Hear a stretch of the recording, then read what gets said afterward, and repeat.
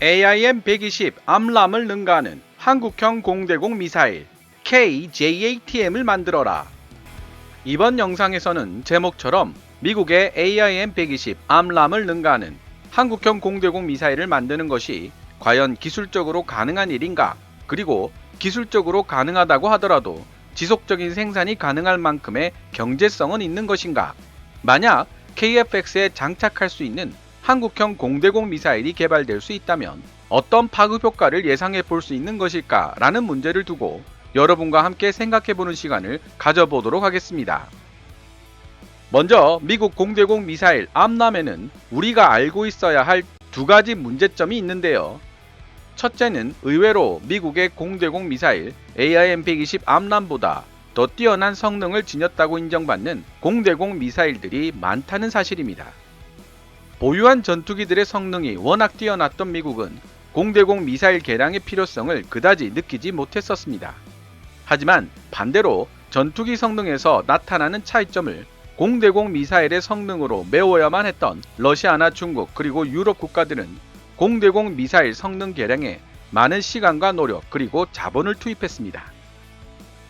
그 결과 나타난 고체 램젯 추진 방식을 사용하는 공대공 미사일들, 예를 들어 유럽 MBDA의 미티어나 중국의 PL-15들은 덕티드 로켓에 공기만 제대로 공급되면 연료가 다 떨어질 때까지 처음 추력과 최고 속도를 그대로 유지할 수 있기 때문에 처음에 비해 종말 단계에서 추력이 급속하게 떨어지는 미국의 암람보다 NEG, 회피 불가능 영역, No Escape Zone이 훨씬 더 클 수밖에 없다는 장점을 지니게 되었습니다. 미국산 중거리 공대공 미사일 암람이 지닌 두 번째 문제점은 개발된 지 꽤 오래되었고 워낙 많은 국가들에서 사용되는 미사일이다 보니 레이더 유도에 사용되는 주파수 등이 심하게 노출되어 있는 상태라는 점입니다. 오늘날 대한민국을 비롯한 많은 국가들이 DRFM, Digital Radio Frequency Memory, 디지털 무선 주파수 메모리 기술을 확보하는 데 성공하고 있습니다. DRFM 기술을 적용하면 적이 사용하는 레이더 유도 미사일이 아무리 복잡한 주파수 변조 방식을 적용한다 하더라도 이를 그대로 복제해 다시 방출할 수 있다는 뜻이죠. 그게 뭐 어때서? 라고 생각하실 분들을 위해 두 가지 사례를 말씀드리자면, 먼저 미국의 전자전기 EA-18G 그라울러가 세계 최고의 스텔스 전투기라는 명성을 가지고 있는 F-22를 가상 격추시킨 사건과 2019년 인도와 파키스탄 사이에 벌어졌던 공중전에서 볼 수 있었던 사례들을 들 수 있습니다. 미 해군은 그라울러가 F-22를 가상 격추시키는 과정에서 수백 와트급의 전파 교란, 재밍만으로도 AIM-120 암람이 너무나도 쉽게 무력화된다는 사실에 경악을 금치 못했습니다. 인도 파키스탄 공중전에서도 재밍된 암람이 제 기능을 발휘하지 못한 채 추락해 잔해가 수거되기도 했지요. 일본도 우리나라도 AIM-120 암람을 전파 교란할 수 있는 능력을 보유한 것으로 알려져 있습니다. 여기다 DRFM, Digital Radio Frequency Memory, 디지털 무선 주파수 메모리 기술까지 접목되면 사실상 모든 레이더 기반 유도 무기들이 무력화될 위험성이 있는데, 이미 사용 주파수가 노출되어 더욱 재밍에 취약한 AIM-120 암람은 말할 필요도 없다는 것이죠. 미국의 AIM-120 암람이 가격대 성능비에 있어서는 세계 최고의 공대공 미사일이라는 사실은 부정할 수 없습니다. 하지만 암람이 지닌 이러한 문제점들 때문에 서로 앙숙이면서도 같은 미국산 전투기를 사용하는 그리스와 터키 같은 나라들은 적어도 공대공 미사일만이라도 미국산이 아닌 프랑스제 미카나 독일이 만든 아이리스-T를 장착하여 사용하고 있습니다. 여기에 한국형 공대공 미사일이 비집고 들어갈 틈이 보인다는 것입니다. 미국도 암람의 문제점을 인식하고 있었기 때문에 2022년부터 운용을 목표로 차기 중장거리 공대공 미사일 AIM-260 JATM 합동 항공 전술 미사일을 개발하고 있습니다. 문제는 경제성과 기술적 성숙도인데요. 최소한 미국 AIM-120 암람을 대체할 수 있을 정도의 성능으로 뽑아낼 수만 있어도 의외로 판매 경로는 다양할 수도 있다는 사실을 알 수 있습니다. 그럼 하나씩 차례대로 살펴보기로 하겠습니다. 한국형 공대공 미사일의 경제성은? 한국형 공대공 미사일이 우선적으로 장착될 수 있는 기종으로 KF-X와 FA-50을 생각할 수 있습니다. 현재 KF-X는 최소 120대 도입이 확정되어 있고 FA-50은 60대가 운용되고 있죠. 일단 이 두 기종에 필요한 수량만 1,000발이 넘을 것으로 보입니다. 또한 KF-X를 추가적으로 더 생산할 것이라는 이야기도 나오고 있는 상황이고 인도네시아가 완전히 IF-X를 포기하지 않는다면 이것도 추가 생산 분량이 될 수 있습니다. 생산량을 여러 번 강조해도 지나치지 않는 것은 생산량이 곧 가격과 직결되기 때문입니다. 한국형 중장거리 공대공 미사일이 개발되면 해외로 수출된 60여 대의 FA-50에 추가 무장으로 탑재할 수 있게 되며 이는 곧 FA-50을 시계 외 공중전 BVR이 가능한 블록 20로 개량하는 작업 또한 훨씬 수월하게 진행할 수 있다는 뜻이 됩니다. 즉 FA-50의 추가적인 해외 수출에도 큰 이점으로 작용하게 될 것입니다. 한국형 공대공 미사일은 지대공 혹은 함대공 미사일로도 전환 사용할 수 있다.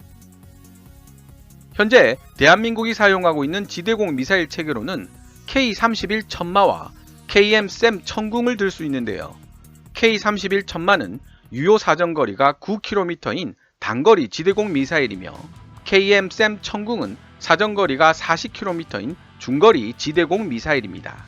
최고 속도도 천궁이 마하 4로 마하 2.5인 천마보다 우수하지만 그만큼 천궁은 가격이 더 비쌉니다. 천궁 유도 미사일 한 발에 15억 원, 천마는 약 5분의 1 가격인 3억 원 정도로 알려져 있죠. 만약 AIM-120의 성능을 넘어서는 5세대 한국형 공대공 미사일을 개발할 수 있다면 이 천마 미사일을 대체할 수 있는 지상형 대공 무기체계도 만들 수 있게 됩니다. 실제로 미국도 AIM-120을 지상형 대공 무기체계 NASAM으로 만들었으며 독일의 단거리 공대공 미사일 아이리스-T를 지상형으로 변화시킨 버전도 존재합니다. 이렇게 공대공 미사일을 지대공으로 전환하여 사용할 수 있다면 가격 면에서도 K-31 천마와 비슷한 3억 원대로 만들 수 있다고 하니 우수한 가성비도 자랑하게 됩니다. 고위험 표적에는 한 발당 15억짜리 천궁을 쓰더라도 저위험 표적에까지 천궁을 쓰기는 아깝다는 것이죠. 전쟁이란 결국 경제력 싸움이기도 하니까요. 현재 상대적으로 저렴한 가격에 바다 위를 초저고도로 비행하며 날아오는 시스키밍 대한미사일을 요격할 수 있는 능력을 가진 국산 함대공 미사일 해궁이 개발되어 배치되고 있지만 해궁은 결정적으로 사정거리가 20km로 제한되어 있습니다. 원래 해궁은 2성급 연안 전투함에서 사용될 예정이었기 때문이죠. 하지만 주니지스급 성능을 갖춘 울산 1 배치 3급 전투함에 사용되기에는 사정거리가 너무 짧은 것이 문제입니다. 반대로 KDDX에 탑재되는 ASM의 경우에는 사정거리가 160km 이상이지만 덩치가 너무 커서 울산 1 배치 3 전투함 수직 발사관에서 사용할 수 있도록 쿼드팩 형태로 만들 수도 없는 데다가 큰 만큼 고가의 미사일이라는 것이 문제가 되고 있습니다. 따라서 한국형 중장거리 공대공 미사일을 개발할 수 있다면 사정거리를 50km대로 줄이고 울산 1 배치 3 전투함 수직 발사관에서 사용할 수 있도록 쿼드팩 형태로 변형하는 방법을 생각해 볼 수 있습니다. 한국형 공대공 미사일 개발을 위한 기술적 기반은 존재하는가? 자료 조사를 하면서 개인적으로는 가장 궁금했던 부분인데요. 경제성이 있다고 판단되더라도 과연 우리가 자체적으로 미국의 AIM-120 암람을 능가하는 성능의 중장거리 공대공 미사일을 만들 수 있는 기술적 기반이 있는가라는 의문입니다. 일단 결론부터 말씀드리면 전문가들은 그러한 기술 기반을 확보하고 있는 것으로 생각하고 있습니다. 사실 미국의 미사일 관련 연구기관들은 대한민국의 미사일 관련 기술이 구소련 연방이 붕괴하면서 획득한 러시아 미사일 기술을 기반으로 놀랄만큼 급성장했고 이제는 세계에서도 상위권 수준으로 들어가는 기술력을 갖추고 있다고 평가하고 있습니다. 이 부분에 대해 좀 더 상세한 내용을 알고 싶으신 분들은 153화 북한에 가려진 한반도의 또 다른 미사일 강국 대한민국 편을 참고하시기 바랍니다. 미국이 개발 중인 차세대 공대공 미사일 AIM-260 합동 항공 전술 미사일 JATM의 기술적 특성을 먼저 살펴보겠습니다. 미티어 같은 램젯 방식보다 사정거리가 짧고 종말 단계로 갈수록 추력도 떨어져 회피 불능 영역 NEG가 극도로 좁아지는 약점을 타개하기 위해 미국 기술진들이 내놓은 해결책이 바로 이중 펄스 고체 로켓 모터와 측추력 기술입니다. 이중 펄스 로켓은 고체 로켓 연료를 격벽 혹은 경막을 통해 앞뒤로 나눈 형태이며 어떻게 보면 1단, 2단 형태로 분리가 되는 다단식 로켓과 비슷하기도 합니다. 다만 다단식 로켓은 연소가 끝난 부분을 통째로 폐기시키지만 이중 펄스 로켓은 추진제만 내부에서 두 부분으로 분리한다는 점에서 차이가 있습니다. 이중 펄스 로켓은 보통 1차 추진제를 통해 초기 가속 비행을 하고 추진 속도가 많이 떨어지는 목표물 근처에서 2차 추진제를 연소시켜 다시 한번 추력을 만들어내는 로켓입니다. 따라서 한 번에 추진체를 연소시키는 AIM-120에 비해 사거리를 연장시킬 수 있고 회피 불능 영역 NEG도 크게 확장할 수 있다는 장점이 있습니다. 측추력 기술이란 연소실에서 발생하는 고압의 연소가스를 그냥 배출시키는 것이 아니라 모아두었다가 미사일 동체를 따라 360도 각도로 배치된 연소가스 배출 노즐을 통해 자신이 원하는 방향으로 방출시킴으로써 순간적인 기동 능력을 발휘할 수 있게 만드는 기술입니다. 따라서 종말 단계에서 목표물이 급격한 회피 이동을 하더라도 추가적인 추력 보충 없이도 목표물을 타격하기 위한 기동이 가능해집니다. 이중 펄스 고체 로켓 모터와 측추력 기술이 합쳐지면 AIM-120의 고질적인 문제로 지적되었던 상대적으로 짧은 사정거리와 좁은 회피 불능 영역 문제가 어느 정도 해결될 수 있다는 뜻입니다. 덕티드 로켓을 사용하는 램젯 방식의 공대공 미사일은 높은 기술적 장벽 때문에 개발하는 데 많은 시간과 노력 그리고 자본이 필요합니다. MBDA의 미티어 미사일도 개발에서 실전 배치까지 거의 15년이라는 시간이 필요했고 중국의 PL-15 미사일은 아직까지도 발생하고 있는 결함들을 수정하고 있는 중일 정도니까요. 하지만 이중 펄스 고체 로켓과 측추력 기술을 사용한다면 비교적 빠른 시간 내에 우수한 성능의 공대공 미사일을 개발하는 것이 가능하다는 뜻입니다. 대한민국에 이러한 이중 펄스 고체 로켓과 측추력 기술이 존재할까요? 인터넷에 경막형 이중 펄스 고체 로켓과 측추력이라는 키워드로 검색해 보시면 아마 현재 개발 중인 LSAM 미사일이 검색될 것입니다. 측추력 기술은 이미 러시아를 통해 우리나라에 전수되어 천국 미사일에서 상용화되어 있는 기술이고 2024년까지 시제품을 개발하기로 되어 있는 한국형 고고도 방어체계 LSAM에 이미 포함되어 있습니다.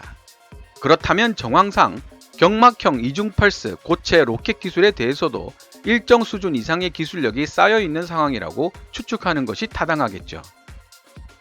KF-X의 양산 예정 시기가 2026년이라는 점을 고려해 본다면 2024년 LSAM의 완성과 함께 획득된 경막형 이중 펄스 고체 로켓 기술과 이미 상용화되어 있는 측추력 기술을 통해 2026년까지 한국형 공대공 미사일을 개발한다는 생각이 그렇게 허황되게 들리지만은 않습니다.